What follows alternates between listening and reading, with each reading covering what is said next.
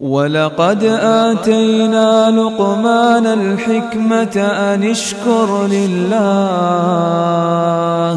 ومن يشكر فإنما يشكر لنفسه ومن كفر فإن الله غني حميد. السلام عليكم ورحمة الله وبركاته. إن الحمد لله نحمده ونستعينه ونستغفره ونعوذ بالله تعالى من شرور أنفسنا ومن سيئات أعمالنا من يهده الله فلا مضل له ومن يضلل فلا هادي له وأشهد أن لا إله إلا الله وحده لا شريك له وأشهد أن محمدا عبده ورسوله. يا أيها الذين آمنوا اتقوا الله حق تقاته ولا تموتن إلا وأنتم مسلمون. يا أيها الناس اتقوا ربكم الذي خلقكم من نفس واحدة وخلق منها زوجها وبث منهما رجالا كثيرا ونساء واتقوا الله الذي تساءلون به والأرحام إن الله كان عليكم رقيبا. يا أيها الذين آمنوا اتقوا الله وقولوا قولا سديدا يصلح لكم أعمالكم ويغفر لكم ذنوبكم ومن يطع الله ورسوله فقد فاز فوزا عظيما. أما بعد فإن أصدق الحديث كتاب الله وخير الهدي هدي محمد صلى الله عليه وسلم وشر الأمور محدثاتها وكل محدثة بدعة وكل بدعة ضلالة وكل ضلالة في النار. Ma'asyiral muslimin, ikhwani fillah wa akhwati, para hadirin dan hadirat rahimani wa rahimakumullah. Alhamdulillah, segala puji bagi Allah Subhanahu wa taala yang karena limpahan nikmatnya dan taufiknya kita dikumpulkan kembali oleh Allah di majelis ini untuk melanjutkan pembahasan kitab Akhta'u Ba'dil Muslimin fi Tauhidillahi Rabbil Alamin, atau kekeliruan-kekeliruan sebagian kaum muslimin dalam permasalahan tauhid kepada Allah Rabbul Alamin oleh Syekh Dr. Abdul Aziz Ar-Rayis hafizahullah ta'ala. Setelah pada pertemuan yang lalu kita membahas tentang muqaddimah yang disampaikan oleh beliau, yaitu berkaitan dengan apa itu tauhid dan apa itu syirik dan bahaya-bahaya kesyirikan. Maka di pertemuan malam hari ini kita masuk pembahasan inti, yaitu al-khata'ul awal sarful ibadati li ghairillah. Kekeliruan yang pertama tentang masalah tauhid yaitu memalingkan ibadah kepada selain Allah.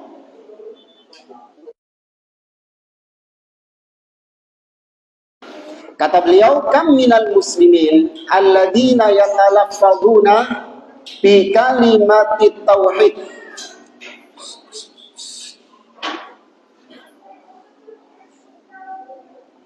Kata beliau, berapa banyak kaum muslimin yang melafalkan kalimat tauhid, la ilaha illallah, wa yunaduna ala anfusihim bi annahum muslimun, dan mereka menganggap atau memproklamirkan bahwa diri mereka ini adalah muslimun, wa hum qad gharaqu fi bihari syirk, tapi ternyata mereka tenggelam dalam lautan kesyirikan.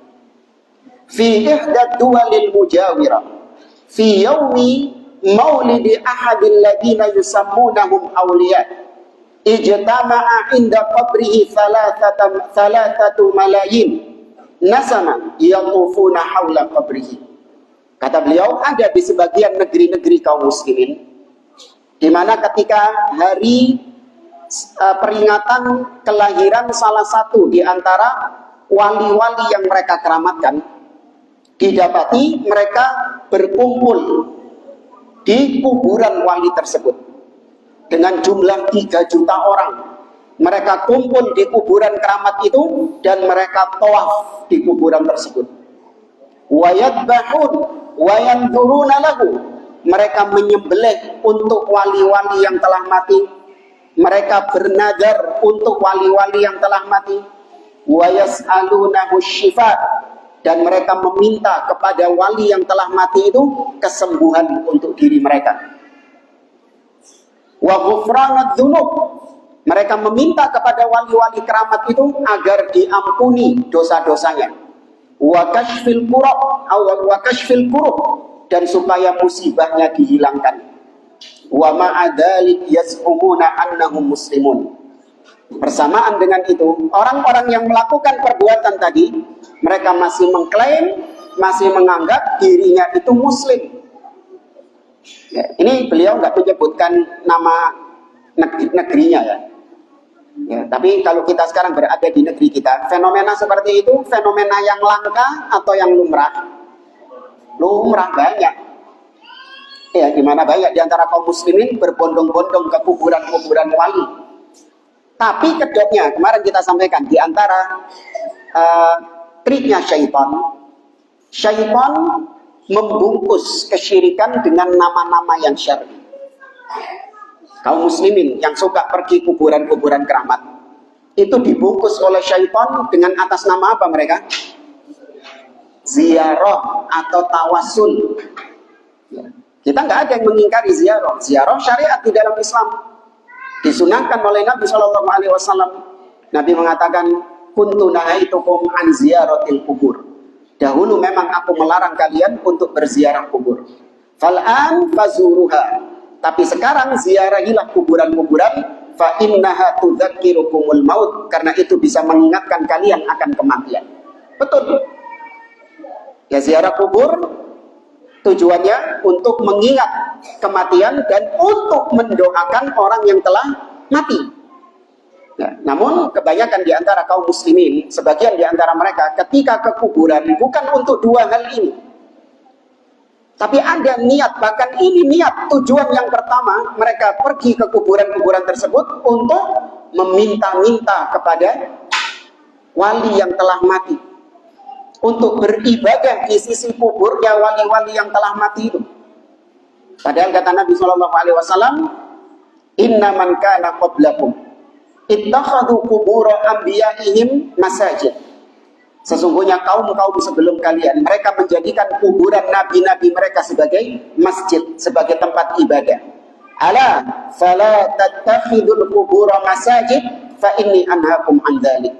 Maka jangan kalian menjadikan kuburan-kuburan sebagai masjid, sebagai tempat ibadah, karena aku melarang kalian dari hal tersebut. Ya, Nabi melarang karena itu adalah pintu kesyirikan. Baca Quran di kuburan, zikir di kuburan, wirid di kuburan. Saya nggak minta kepada wali-wali ini kok Ustaz. Saya cuma baca Quran di kuburan. Kenapa emang kalau baca Quran di kuburan? Kenapa kok nggak di rumah? Kenapa kok nggak di masjid-masjid? Padahal Nabi mengatakan, la taj'alu buyutakum maqabir. Jangan kalian menjadikan rumah kalian seperti kuburan. Apa maksudnya Nabi jangan menjadikan rumah seperti kuburan? Tidak ada bacaan Quran di rumah itu. Di mana manusia, orang-orang, mereka tidak membaca Al-Quran di dalam rumahnya. Itu yang dipermisalkan oleh Nabi, jangan menjadikan rumah kalian seperti kuburan. Kalau di rumah baca Quran, kalau di kuburan tidak dibacakan Al-Quran. Tapi dibalik oleh sebagian orang. Justru ketika kalau di rumah, males baca Quran. Tapi begitu kalau sudah di kuburannya wali, 1 juz, 2 juz, 3 juz bisa dibaca. Ya, ini syaitan menghiasi mereka seakan-akan mereka melaksanakan amal soleh, padahal itu adalah sarana menuju kesyirikan kepada Allah Subhanahu wa Ta'ala. Kemudian kata beliau, wa fi ihdad duwalil mujawirah. Ada di negeri-negeri kaum muslimin yang bersebelahan dengan kita. Fi mantiqatin ghairi kabirah, di sebuah negeri yang tidak besar negerinya itu, yujad biha mi'ata dharih yu'bad min dunillahi subhanahu. Terdapat ada 200 lebih kuburan-kuburan yang disembah oleh manusia selain Allah Subhanahu wa Ta'ala. Unzuru ila halil muslimin fid duwalil mujawirah. Lihatlah kondisi kebanyakan kaum muslimin di negeri-negeri kaum muslimin. Tarahum yufduna ala syirk. Mereka jatuh dalam lembah-lembah kesyirikan. Mereka terjerumus ke dalam kesyirikan kepada Allah Subhanahu wa taala. Zurafatin wa wahdanan. Baik secara masif ataupun individu-individu kaum muslimin. Wa bismiddin, itu semua mereka lakukan dengan atas nama agama. Walau anna syaitan lam ya'tihim min babiddin lama rajat alaihim mukhattafatuhu wa syubuhatuhu. Seandainya syaitan itu tidak menjerumuskan manusia dengan label agama, maka pasti propagandanya setan ini nggak akan laku kepada manusia. Ini yang kemarin kita singgung bulan lalu. Kalau setan mengajak manusia kepada syirik, tapi setan ngaku kalau itu syirik, payu gak kesyirikannya? Gak payu. Ya, kalau setan itu jelas-jelas mengajak manusia kepada kesyirikan, tapi setan jujur mengatakan iki syirik loh, kira-kira laku gak kesyirikannya? Gak laku. Tapi sama syaitan dibungkus bismiddin, dengan atas nama agama. Fa'awwalu khata' yaqa'u fihi ba'dul muslimin huwa sarful ibadah li ghairillah subhanahu. Maka kekeliruan pertama yang disebutkan oleh beliau di sini, di mana sebagian kaum muslimin memalingkan ibadah mereka kepada selain Allah. Ingat jamaah, ibadah itu haknya Allah. Allah ibadah kepada pemiliknya, yaitu Allah Subhanahu wa taala. Ketika Anda memberikan ibadah ini kepada yang bukan pemiliknya, maka berarti Anda zalim. Ibarat kalau saya misalkan seperti saya ngutangi Anda 100.000, tapi aja ditagih temenan. Saya ngutangi Anda 100.000, maka 100.000 itu haknya siapa? Hak saya. Ketika Anda mau membayar utang, harusnya Anda bayarkan kepada saya, itu hak saya. Tapi ternyata Anda bayarkan kepada orang lain. Ya, apa kira-kira reaksi saya? Hah? Marah. Lebih marah daripada kalau Anda nggak bayar utang. Nggak bayar utang aja sudah marah. Apalagi bayar, tapi ternyata bayarnya diberikan kepada orang lain. Kan nggak bayar utang. Mari tak bayar kok.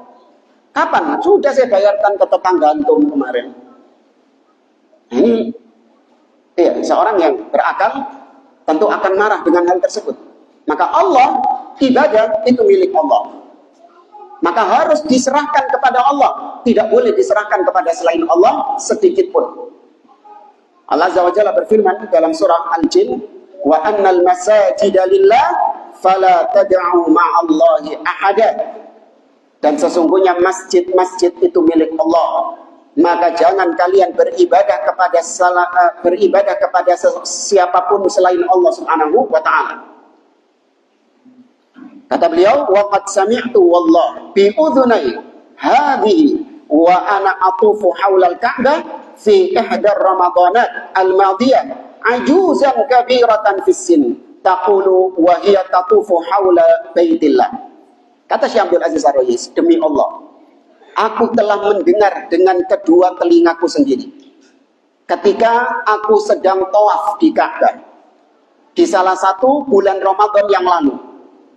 Aku mendapati ada seorang yang sudah tua renta, dia juga tawaf di Ka'bah, seraya mengatakan di dekat Ka'bah itu, madad madad ya Rasulullah. Ya, madad madad ya Rasulullah. Ya Rasulullah, amaddani bil afwi, amaddani bi kashfil kurub, bi tahqiqil hajat ila akhir. Maksudnya madad madad di situ adalah ya Rasulullah, berikan aku ampunanmu, berikan aku berikan kepadaku kashful kurub, hilangkan semua musibah-musibah yang ada padaku. Baik, ini harusnya ditujukan kepada siapa? Allah Subhanahu wa taala. Tapi ditujukan kepada Rasulullah sallallahu alaihi wasallam. Ya, kalau di beberapa tempat, beberapa acara sholawatan di negeri kita itu, yang sering kita dengar, madad madad ya Husain. Ya, dia ketularan siapa ini? Rafidhah. Tapi dinyanyikan di beberapa acara-acara sholawatan itu. Madad madad ya Husain, madad madad ya Husain. Ya, pertolonganmu wahai Husain. Ya, karena memang nggak heran, acara-acara demikian memang produknya Rafidhah. Ara'aitum kaifa annahu qad inwamasa fi syirki katsirun minal muslimin. Tidakkah kau lihat bagaimana kesyirikan itu telah menenggelamkan banyak kaum muslimin. Hadza huwa sababur ra'is litaghallubil kuffar alaina. Ini adalah sebab utama kenapa orang-orang kafir itu bisa mengalahkan kaum muslimin. Jadi orang kafir itu bisa mengalahkan, menindas kaum muslimin bukan karena mereka kuat, tapi karena kaum muslimin banyak yang kena virus syirik, banyak yang jatuh dalam kesyirikan. Li'annana wallahi tallahi wa billahi law kunna qa'imina bitauhid haqqan lanasarna rabbuna subhanahu. Karena kata beliau, demi Allah, apabila kita ini benar-benar menegakkan tauhid, maka Allah akan menolong kita. Namun kapan kita berpaling dari tauhid, kebanyakan kita jatuh dalam kesyirikan, maka Allah Subhanahu wa taala menghinakan kaum muslimin, membiarkan kaum muslimin menerima kekalahan atas orang-orang kufar. Allah berfirman di dalam surat An-Nur ini ya. Ya, ini dalam surat An-Nur sekitar ayat 50 berapa gitu. Ya, disebutkan ayatnya di sini. Allah berfirman, wa'adallahu alladhina amanu minkum wa 'amilus shalihat la yastakhlifannahum fil ard kama istakhlafal ladzina min qablihim wa la yumakkinanna lahum dinahum alladzi irtada lahum wa la yubaddilannahum min ba'di khawfihim amna ya'budunani la yusyrikuna bi syai'a.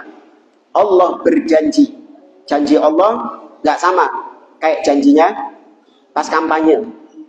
Janji orang-orang kampanye beda. Innallaha la yukhliful mi'ad. Allah tidak mengingkari janjinya. Perhatikan, Allah berjanji kepada orang-orang beriman di antara kalian dan yang beramal soleh bahwa Allah akan menjadikan mereka sebagai pemimpin. Allah jadikan mereka berkuasa di atas muka bumi ini sebagaimana Allah telah mengkuasakan orang-orang sebelum mereka. Allah akan kuatkan agama mereka yang Allah ridhoi ini, dan Allah akan merubah ketakutan mereka menjadi keamanan. Lihat, kita dimenangkan oleh Allah Subhanahu wa taala dengan syarat apa? Ya'budunani. Mereka beribadah kepadaku, la yusyriku bi wala yusyrikuna bi syai'a. Mereka tidak berbuat syirik kepadaku dengan sesuatu apapun. Maka kalau kita lihat di zaman kita sekarang, di mana kaum muslimin mengalami kemunduran atau kemajuan? Kemunduran. Ya, mereka ditindas, ya, mereka diinjak-injak, diusir, dijajah, ya, dibunuh, dihinakan oleh orang-orang kafir. Bukan karena mereka kuat, bukan karena jumlah mereka banyak, tidak. Namun karena kaum muslimin tidak menegakkan tauhid.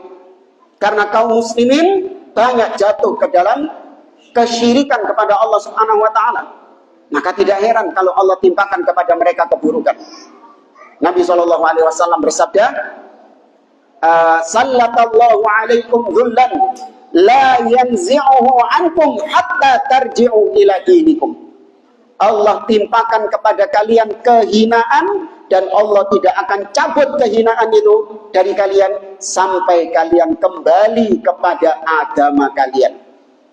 Ya, apalagi di akhir-akhir tahun seperti ini, banyak di antara kaum muslimin yang jatuh dalam kesyirikan, kekufuran, kemaksiatan, kemungkaran luar biasa akhir tahun ini. Makanya kita banyak-banyak berdoa kepada Allah Subhanahu wa taala agar Allah memberikan taufik kepada kaum muslimin untuk tidak ikut-ikutan kekufuran orang-orang kafir, dan Allah tidak menimpakan musibah bencana yang merata kepada kaum muslimin disebabkan karena kekufuran mereka.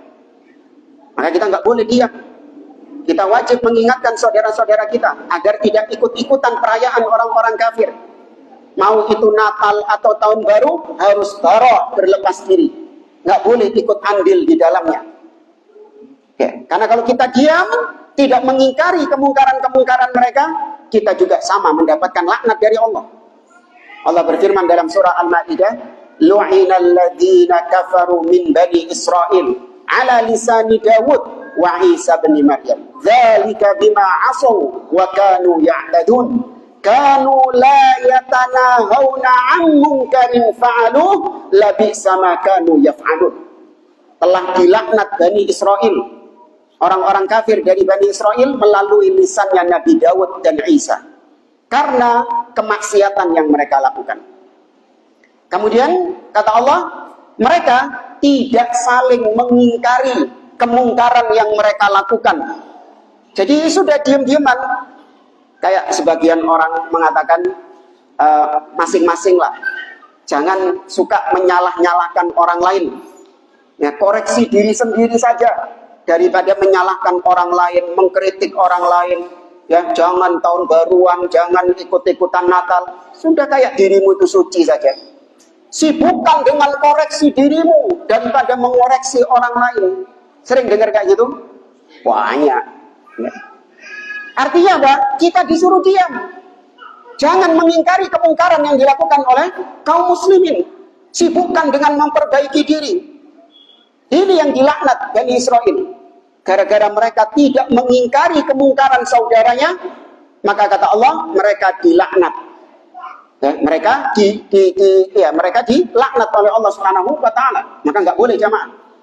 Harus ada pengingkaran terhadap orang-orang atau saudara-saudara kita yang terjatuh dalam kemaksiatan. Nabi SAW bersabda tentang permisalan orang yang mengingkari. Kata Nabi SAW, "Mathalul qa'im ala hududillah wal waqiha kamathali qaumin istahamu fi sabilillah." Permisalan orang yang menegakkan hukum-hukum Allah. Artinya kalau ada yang berbuat kemungkaran, diingkari. Dengan orang-orang yang jatuh dalam kemungkaran itu. Permisalan dua orang ini seperti suatu kaum yang saling berbagi tempat di kapal.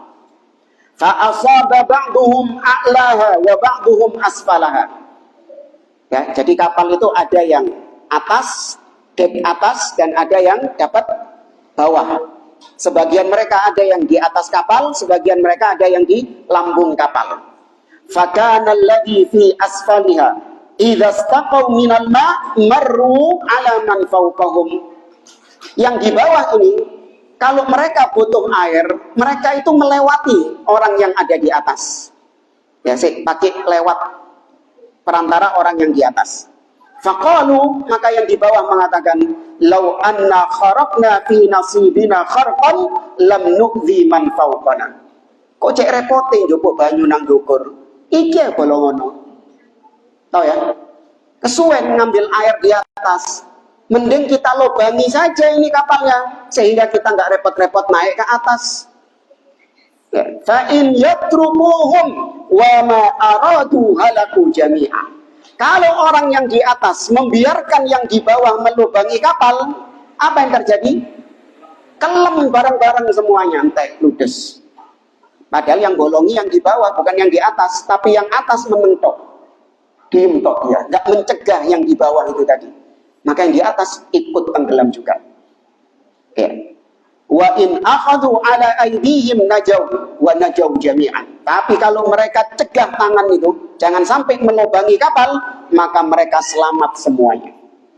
Ya, maka di saat-saat seperti sekarang, gencar kita mengingatkan kaum muslimin untuk tidak ikut-ikutan dalam perayaan orang-orang kafir, karena itu bisa menjadikan bencana yang Allah turunkan bala musibah bukan kepada yang berbuat maksiat saja, tapi menyeluruh rata.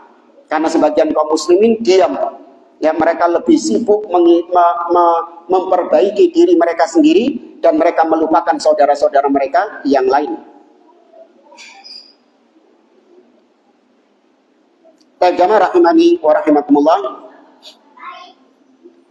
Kemudian waqala jalla wa ala fi suratir Rum. Allah berfirman dalam surah Ar-Rum, wa'dallah la yukhlifullahu wa'da walakinna aktsaran nasi la ya'lamun.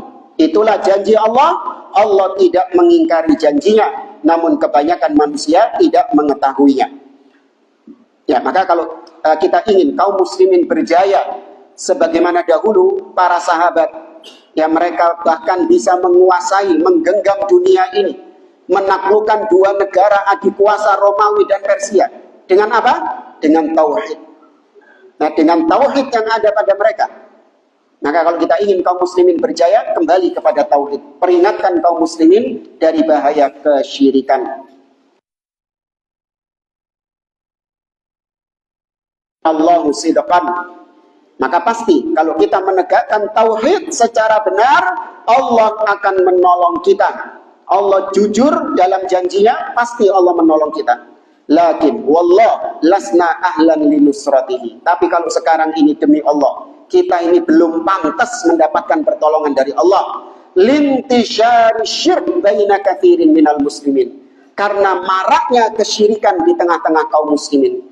Illa an yamunna alaina bifadli wa huwa dzul fadli wal manni subhanahu wa ta'ala. Kecuali apabila Allah berikan karunia kepada kita dan rahmat kepada kita, maka kita ditolong oleh Allah.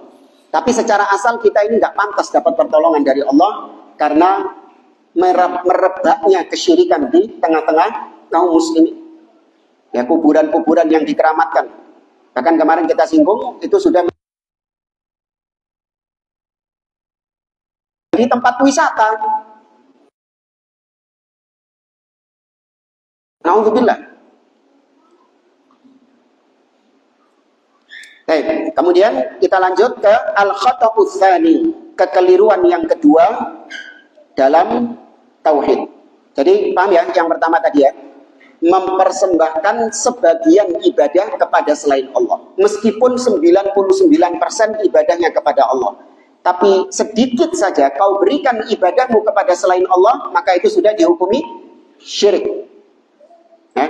Ingat kaidah asyirku ghallab. Ya, asyirku ghallab. Syirik itu mendominasi. Ada yang bisa menjelaskan apa maksudnya syirik itu mendominasi? Dengan bahasa antum aja. Apa maksudnya syirik itu mendominasi? Iya, karena syirik yang kecil, artinya syirik yang cuma satu saja, itu bisa mengalahkan amal ibadah yang banyak. Ya, kalau saya ibaratkan seperti air ini. Kalau masih dirasa kurang banyak ya, ini berapa mili? 330 mili, 1 galon, 19 liter. 19 liter isinya air minum, air mineral. Ketetesan 1 tetes saja air kencing. Sing menang sing sapa? Hah? Mau minum atau? 1 tetes togo. Kan 19 liternya apa? Ya apa? Saya mau minum lah. Nah, sing menang yang mana? 1 tetes itu. Maka itu permisalan kesyirikan. Ada orang ibadahnya kepada Allah semuanya. Sholatnya untuk Allah, puasanya untuk Allah, haji untuk Allah, sedekah untuk Allah, ikhlas semua untuk Allah Subhanahu wa taala. Semua amal ibadahnya ikhlas karena Allah. Tapi ada satu ibadah yang dia serahkan kepada selain Allah, yaitu doa. Misalnya, dia ketika ditimpa musibah, dia mintanya kepada kuburan keramat. Ya, dia ketika punya hajat, pengen sesuatu, mintanya kepada kuburan keramat. Wes ikut tok syiriknya. Sholatnya, hajinya, sedekahnya, kemana semua tadi? Hilang, hangus, kalah sama yang satu tadi. Itu syirik. Ya, sebagaimana kaidah juga al-bid'ah ghallabah. Kebid'ahan itu mendominasi. Kalau ada seorang dia di atas akidah yang sahihah, tapi ada satu perkara akidah yang dia tergelincir di dalamnya, maka dia dikatakan ahli bid'ah, bukan dikatakan ahlus sunnah. Seperti misalnya ada seorang dai, dia ini sesuai dengan akidah salaf 99% dalam masalah tauhid, ya, dalam masalah menyikapi orang kafir al-wala wal bara, dalam masalah iman, apakah dia ini mengkafirkan pelaku dosa besar atau tidak, ya, kemudian dalam masalah surga dan neraka, pokoknya dalam pokok-pokok akidah dia sama dengan akidah ahli sunnah. Tapi dalam masalah pemimpin dia nggak sama dengan akidah ahli sunnah. Satu dong, di mana dia mengkritik, mencaci maki, melaknat pemimpin di depan umum. Satu saja dia tergelincir dalam masalah akidah. Orang seperti ini antum anggap masih ahli sunnah atau ahli bidah? Ahli bidah. Bukan satu dok Ustaz, sing liyane kan sama seperti ahli sunnah. Enggak, satu saja dia menyelisihi akidah ahli sunnah, dia dibid'ahkan. Ya, dia dibid'ahkan. Ya, maka enggak ada namanya muwazanah, ditimbang ndi sing luwe akeh, sunnahe apa bid'ahe. Oh, luwe akeh sunnahe, berarti dia ahli sunnah. Enggak. Enggak. Ditimbang mana yang lebih banyak, tauhidnya atau syiriknya. Kalau yang lebih banyak tauhidnya, ya berarti dia orang yang bertauhid. Enggak, gak ngono konsepnya. Asyirku ghallab wal bid'ah ghallabah. Syirik itu mendominasi, bid'ah itu juga mendominasi. Kekeliruan kedua, fahmu kalimat tauhid ala khilafi maknaha as-sahih. Kekeliruan kedua kaum muslimin dalam masalah tauhid adalah gagal paham dalam memahami kalimat tauhid la ilaha illallah. Apa arti la ilaha illallah? Hah? Ya, kita tampung dulu. Yang lain?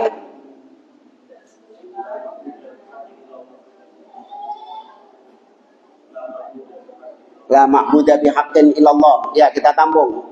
Ada lagi? Baik.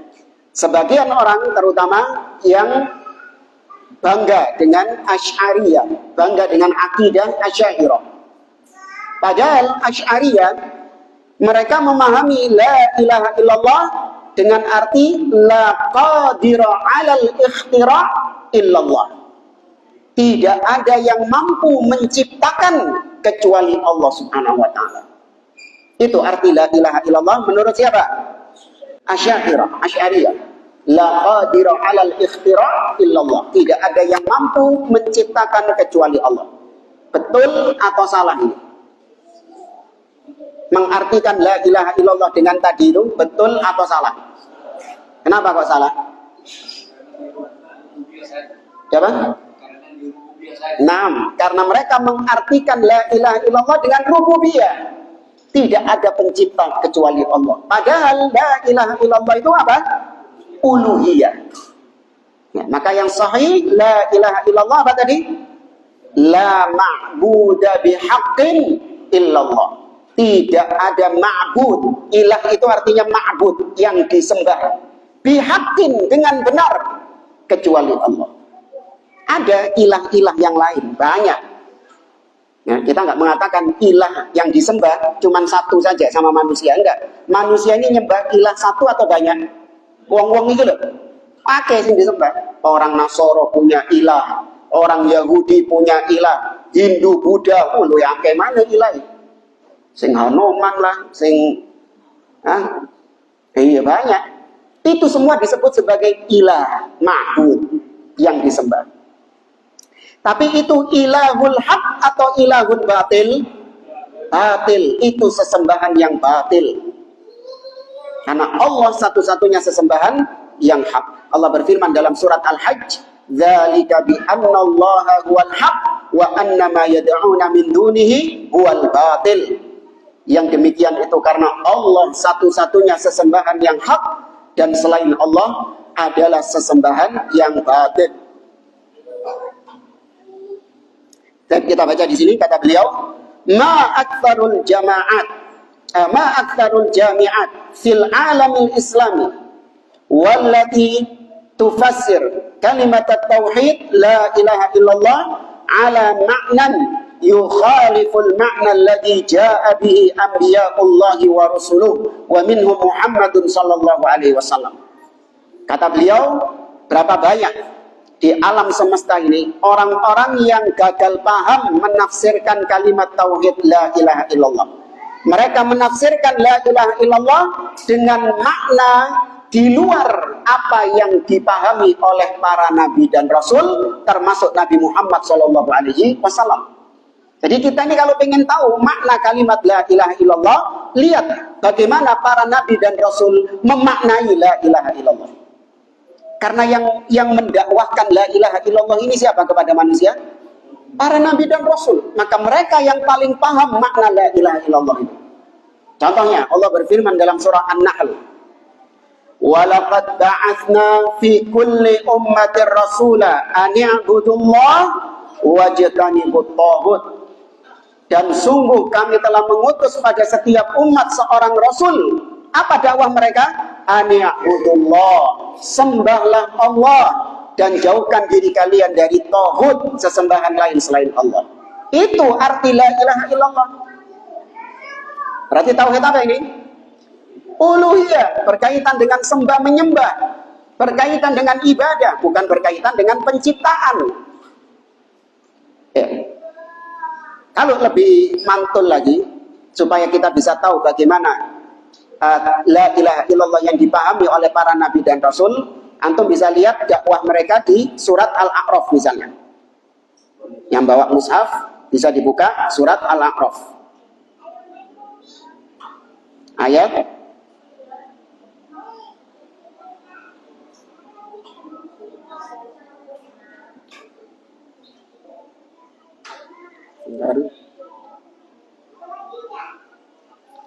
surat Al-A'raf ayat mulai ayat 59 aja. Dimulai dengan rasul pertama. Siapa? Nuh alaihissalam.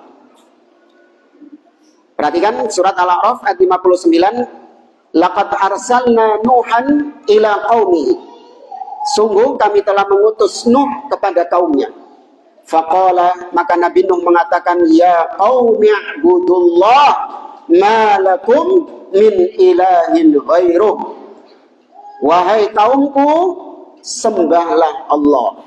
Kalian gak punya sesembahan lain selain Allah. Ini makna la ilaha illallah. Sembahlah Allah, kalian gak punya sesembahan lain selain Allah. Berarti satu-satunya sesembahan yang hak cuma siapa? Allah. Tuh, berarti tauhid apa ini? Uluhiyah. Baik. Apakah cuma Nabi Nuh? Gak. Semua Nabi. Perhatikan di ayat setelahnya 65. Di surat yang sama, surat Al-A'raf, ayat 65. Allah bercerita kemudian tentang kisah Nabi Hud yang diutus kepada kaum Ad. Allah mengatakan wa ila adin akhahum hudan, dan kepada kaum Ad diutus kepada mereka saudara mereka yaitu Hud. Apa kata Nabi Hud? Qala ya qaumi i'budullah ma lakum min ilahin ghairuh. Jadi ini Nabi Hud, wahai kaumku, sembahlah Allah, kalian gak punya sesembahan lain selain Allah. Bodoh gak? Sama.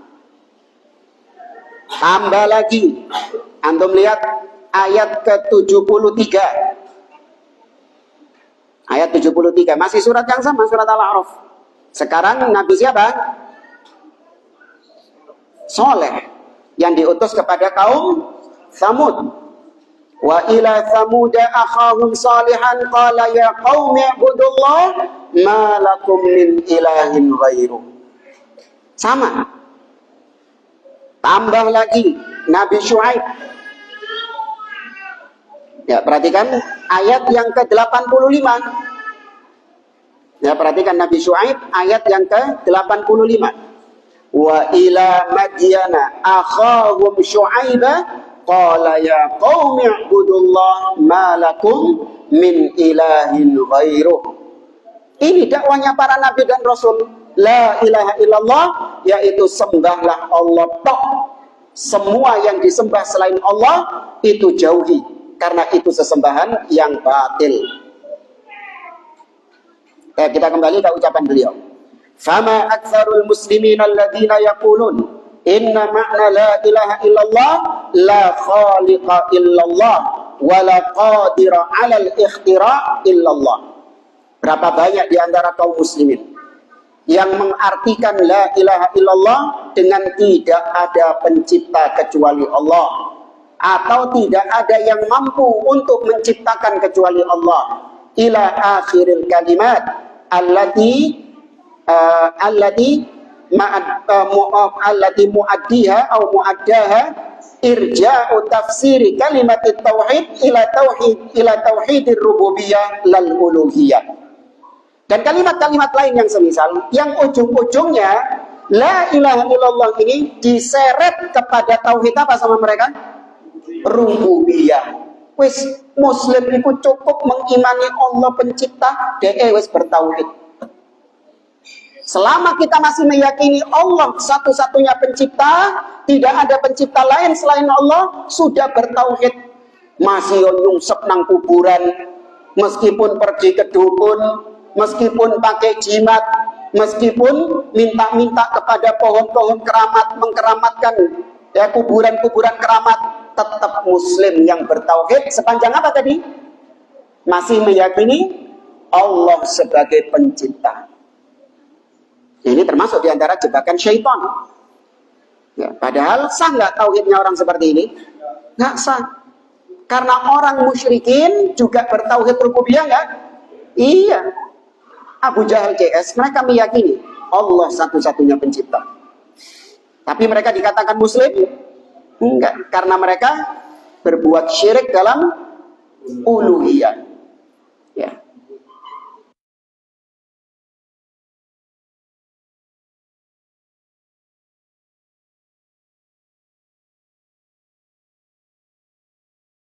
Konsekuensinya, kalau la ilaha illallah, konsekuensinya harus buang apa?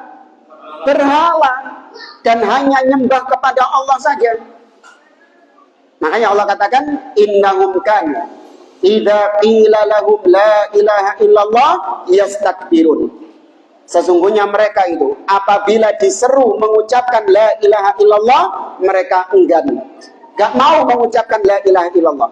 Wa yaqulun, seraya mengatakan a inna la tariku alihatina li syairin majnun.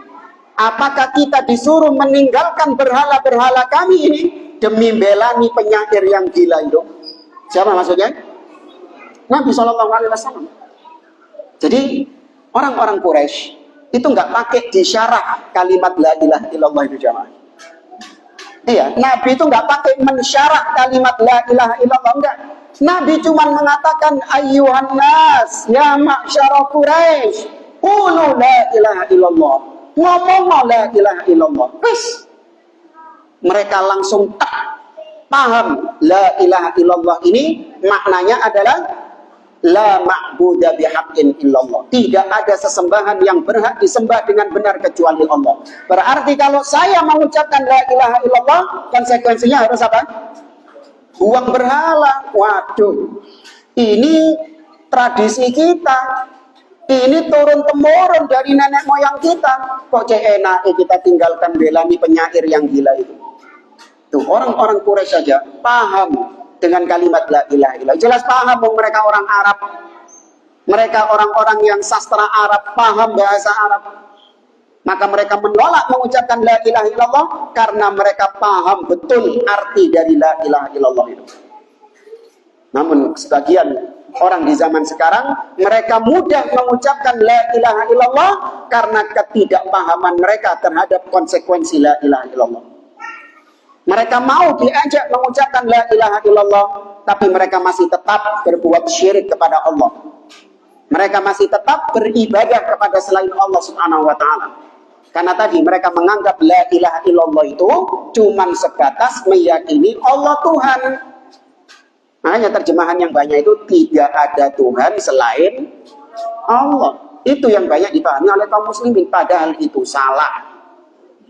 Ya, sekali lagi, padahal itu makna yang salah dari la ilaha illallah. Wa hadza khata'un 'adzim. Ini adalah kekeliruan yang besar. Fa innahu law kana makna kalimat tauhid la ilaha illallah ay la khaliqa illallah lakana Abu Jahal wa Abu Lahab wa ghairuhum min kuffari Quraisyin muslimin. Seandainya la ilaha illallah artinya tidak ada pencipta kecuali Allah, maka otomatis Abu Jahal, Abu Lahab dan yang lainnya otomatis mereka masuk Islam. Otomatis mereka akan beriman karena mereka secara asal sudah mengimani Allah sebagai Tuhan pencipta. Gak gegeran nih. Paham jamaah ya? Nabi kalau dakwahnya kepada orang Quraisy itu la robba illallah. Tidak ada pencipta kecuali Allah. Kalau itu dakwahnya Nabi, gegeran gak? Gak gegeran. Gak bakalan gegeran. Cocok orang-orang Quraisy itu. Iya memang tidak ada pencipta kecuali Allah. Tapi karena Nabi dakwahnya la ilaha illallah, dan kalau itu didakwahkan kepada mereka berarti harus meninggalkan berhala-berhala mereka, ya harus membuang berhala-berhala mereka, ngamuk gak terima. Ya, karena ini sama saja menodai tradisi, menodai budaya, menodai adat dan istiadat. Maka mereka pasang badan untuk membela ya, budaya leluhur, budaya nenek moyang mereka. Ya sama yang terjadi di negeri kita juga demikian jemaah. Dan kita ini banyak mengalami gesekan-gesekan, gegeran-gegeran. Ketika kita mengajak manusia hanya beribadah kepada Allah dan membuang, ya, meninggalkan tradisi-tradisi kesyirikan, mereka setuju atau marah? Marah. Tapi kalau kita dakwahnya ini cuma sekedar ayolah akui kalau Allah itu pencipta. Berimanlah kalian kalau Allah yang menciptakan semuanya. Oh adem. Ya, adem dakwahnya, nggak bakalan ada gesekan. Paham ya jamaah ya? Nggak bakalan ada gesekan. Tapi kalau antum mengingkari kesyirikan, la ilaha illallah ini antum ingkari kesyirikan, nah situ terjadi gesekan. Dan memang itu konsekuensinya. Ya, sebagaimana Nabi SAW. Li'annahum kanu yuqirruna bi annahu la khaliqa wa la raziqa wa la mudabbira illallah. Karena orang-orang Quraisy mereka secara asal meyakini, mengikrarkan, mengakui kalau tidak ada yang menciptakan, tidak ada yang memberi rizki, dan tidak ada yang mengatur kecuali Allah. Itu diakui, keatik diurui, nggak pakai diajarkan. Mereka sudah mengakui itu bahkan sebelum Nabi diutus kepada mereka. Sebelum Nabi diutus kepada mereka, dari mana mereka bisa tahu Allah pencipta, Allah pemberi rizki? Dari dakwahnya Nabi siapa? Nabi Ibrahim alaihissalam. Nabi terakhir sebelum Nabi Muhammad di kota Mekah siapa?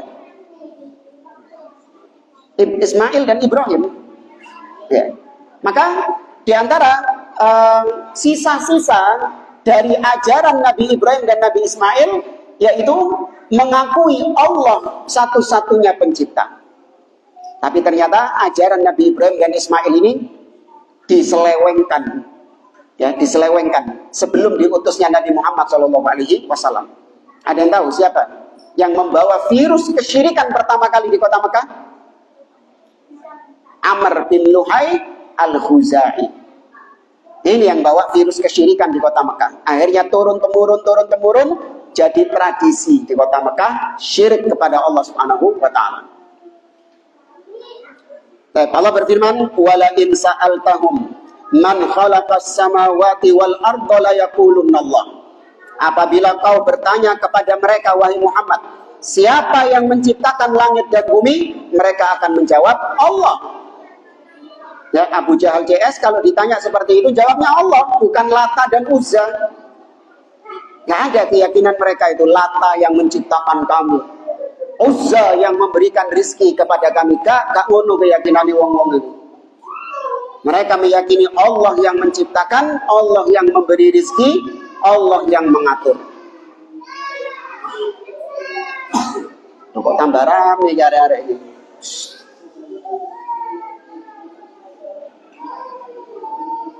Baik, kalau agama apa itu yang katanya kalau yang menciptakan itu dewa ini. Hindu ya. Ada yang dewa bagian ngancur-ngancurin, Siwa. Ya, ada yang bagian menciptakan, siapa? Brahma. Sijinya apa? Wisnu. Bagian apa? Bagian apa? Pemelihara. Oh ya, pemelihara, penghancur, dan pencipta. Ya, lah kalau ini nggak ketemu ya apa tiga Tuhan ini? Misalnya yang satu ingin memelihara, tapi yang satu ingin menghancurkan. Gegeran gitu, gitu kan gitu kan?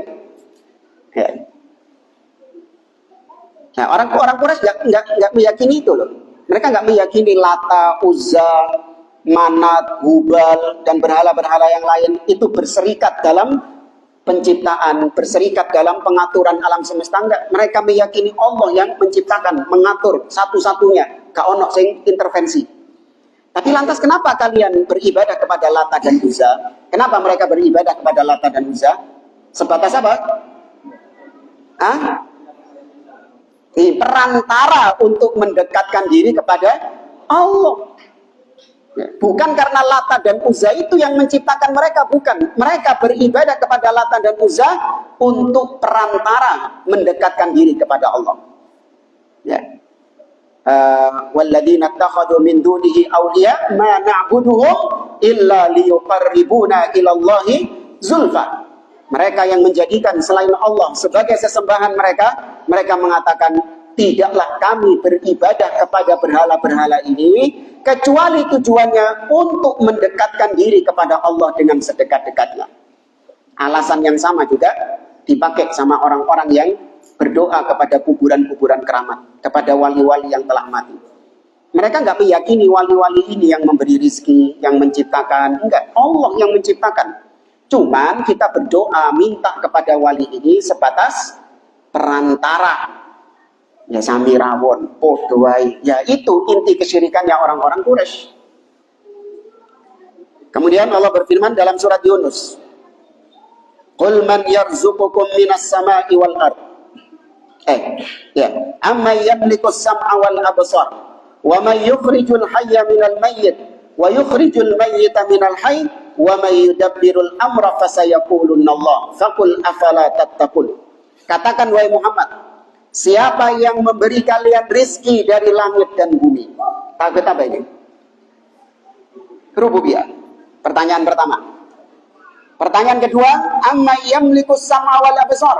Siapakah yang memiliki pendengaran dan penglihatan yang paling sempurna? Artinya, kalian diberikan penglihatan dan pendengaran dari siapa? Dari Allah. Tauhid apa ini? Sama rububiyah juga. Pertanyaan ketiga, wa may yukhrijul hayya minal mayyit wa yukhrijul mayyita minal hayy. Siapa yang menghidupkan yang mati dan mematikan yang hidup?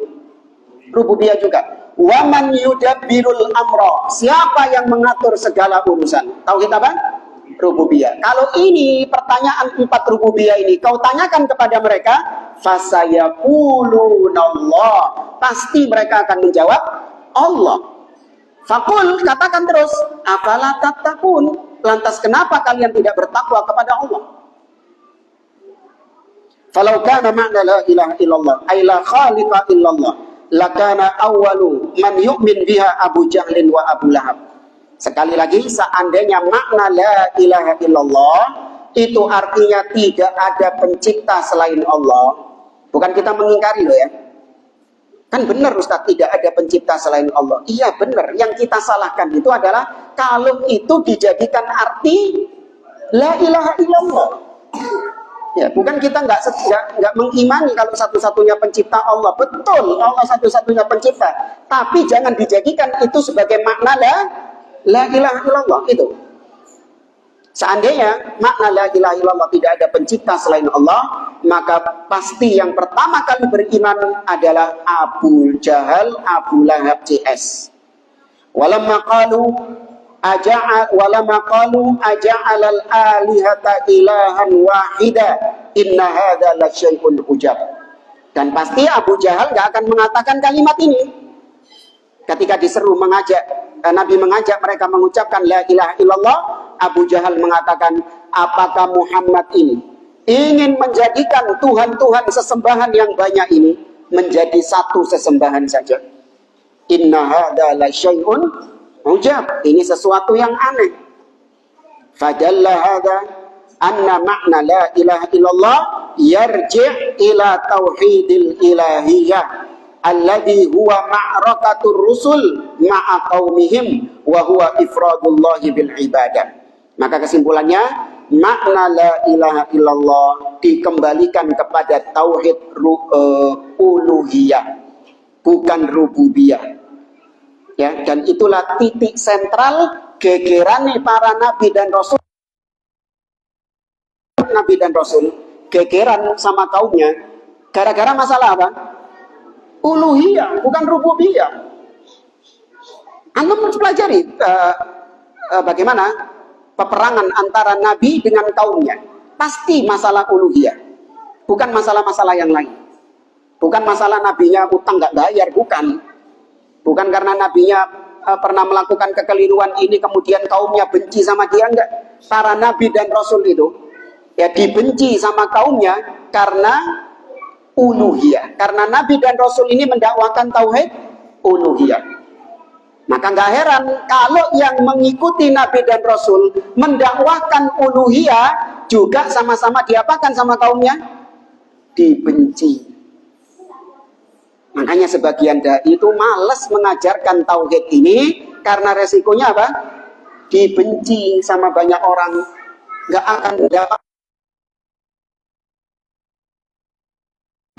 subscribers, viewers, apa mana? Endorse. Nah, itu repot. Nah, untuk menaikkan itu tinggalkan dakwah tauhid. Ya, supaya ratingmu naik, tinggalkan dakwah tauhid. Dakwah yang disukai sama orang-orang tentang percintaan, ya, aku suka kamu, tapi kamu suka sama dia. Nah, tema-tema kayak gitu, banyak yang seneng. Ya, baper-baper kayak gitu, banyak yang seneng. Tapi ketika membahas tentang tauhid, mengingkari kesyirikan, baru kobong. Ya, kobong, dibenci. Ya, diboikot, dimusuhi dan yang lainnya. Ya sudah, itu resiko dakwah memang demikian. Saya kira ini jamaah yang bisa kita sampaikan. Insyaallah di pertemuan-pertemuan berikutnya masih banyak kekeliruan-kekeliruan kaum muslimin berkaitan dengan tauhid ini. Nggak ada yang nanya ya? Oke.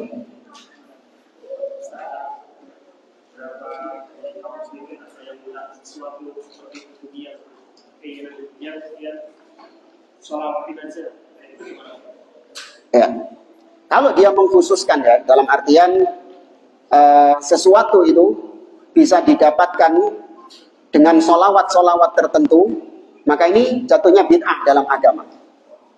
Seperti ketika kita ingin supaya Allah memberikan kepada kita rumah. Nah, saya pengen rumah ini, semoga Allah memberikan saya rumah ini. Maka ada solawat khususnya itu. Apa bacaan solawatnya untuk supaya dapat rumah ini. Dia meyakini tetap yang memberikan siapa? Allah. Maka yang seperti ini bid'ah. Karena mengkhususkan suatu solawat, suatu doa, suatu zikir, ya dikhususkan untuk hal-hal tertentu tanpa ada dalil. Ini sama seperti orang wanita yang hamil mengkhususkan membaca surat Yusuf supaya anaknya ganteng. Iya, sama kayak gitu. Mengkhususkan sesuatu tanpa dalil. Tapi kalau dia itu melakukan demikian dalam rangka hanya sebatas tawassul. Karena diantara tawassul yang diperbolehkan adalah dengan amal soleh. Tapi bentuknya doa, ya Allah, dengan solawat yang sering aku baca ini, maka mudahkan aku untuk memiliki rumah ini. Itu boleh. Ya Allah, dengan solawat, kebiasaanku membaca solawat atas Rasulmu, ya, maka dengan itu kan amal soleh kan? Maka dengan itu mudahkan aku untuk apa? Untuk menikahinya misalnya. Ya. Mudahkan aku untuk nikah lagi. Maka sholawatnya itu dijadikan sebagai tawassul. Tapi nggak khusus sholawat. Banyak amal-amal soleh yang bisa antum jadikan sebagai perantara ketika antum berdoa kepada Allah. Allahumma bibirri biwalidayya, ya Allah, dengan baktiku kepada kedua orang tuaku, sembuhkan penyakitku. Ya Allah, dengan hajiku, dengan umrahku, ya dengan sholat malamku, dengan puasaku, maka kabulkan hajat-hajatku. Itu namanya tawassul. Ya, jadi tapi yang dipahami yang banyak dilakukan sama orang-orang ini tadi, ada sholawat khusus.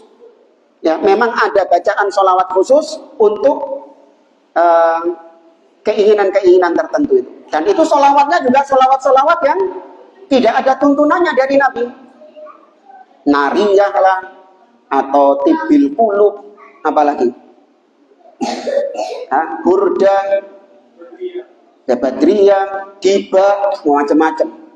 Ya, padahal sholawat yang diajarkan Nabi cuma sholawat Ibrahimi, Allahumma sholli ala Muhammad wa ala ali Muhammad, dan seterusnya. Nah, wallahu a'lam. Apa dalilnya? Kalau tadi kita katakan ada tawassul dengan amal soleh. Nah, 3 orang sahabat yang diriwayatkan oleh Imam Muslim, Nabi SAW menceritakan kisah 3 orang sahabat yang terjebak di dalam gua. Maka masing-masing bertawassul kepada Allah dengan amal soleh mereka. Ada yang bertawassul dengan baktinya kepada orang tua, bertawassul dengan amanah dia terhadap gaji pegawainya, dan ada yang pernah menolak ajakan zina dari seorang wanita karena takutnya kepada Allah Subhanahu wa taala. Wis gak iso awak dhewe kok ngono angel. Iya. Baik, wallahu a'lam. Cukup ya? Baik, saya kira ini wallahu a'lam bishawab. Kita akhiri. Subhanakallahumma wa bihamdik, asyhadu an la ilaha illa anta, astaghfiruka wa atubu ilaik. Wa jazakumullahu khairan. Assalamualaikum warahmatullahi wabarakatuh.